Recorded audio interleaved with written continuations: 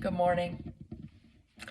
I've been reading the works of Agnes Sanford. She did a lot of writing on the healing power of prayer.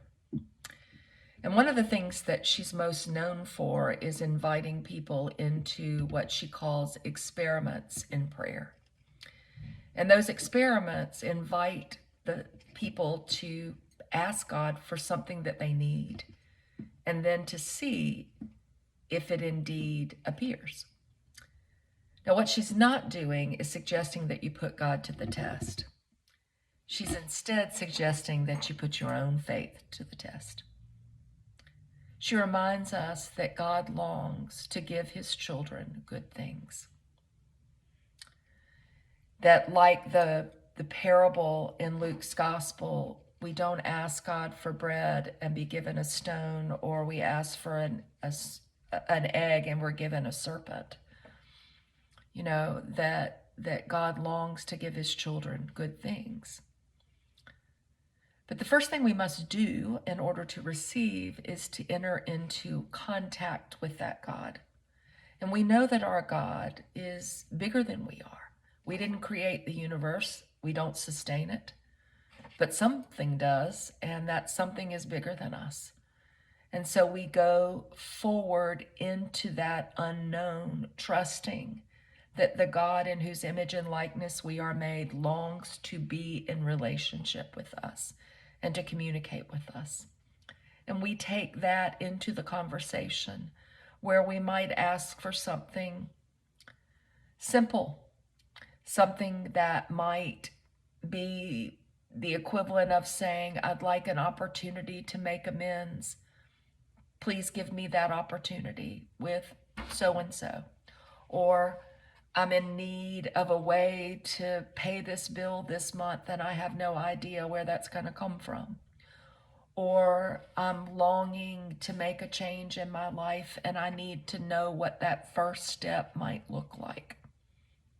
Those are some examples of some simple requests in prayer that you might make.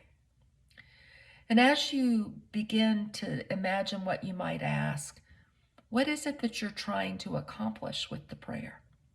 What is it that's the end result of whatever it is that you long for or desire? All of this is about, I think, believing that God is about your best good.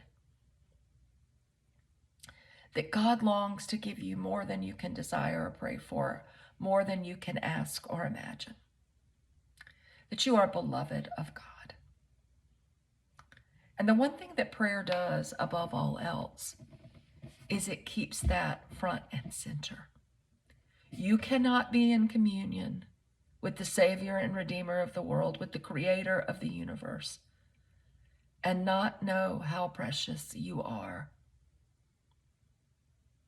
God longs for you to know that. God longs for you to claim the one in whose image you are made. God longs for you to live into that image as part of the salvation of the world. God needs you.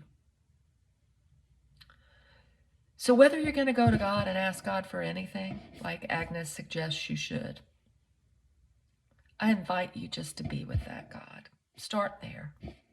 Just spend some time and see how in that presence you are altered and changed.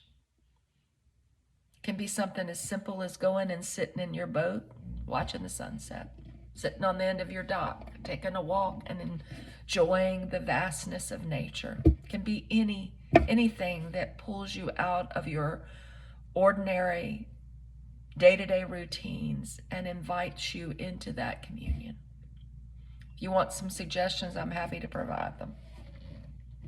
But more than anything, I want you to know that you're loved. Loved beyond measure.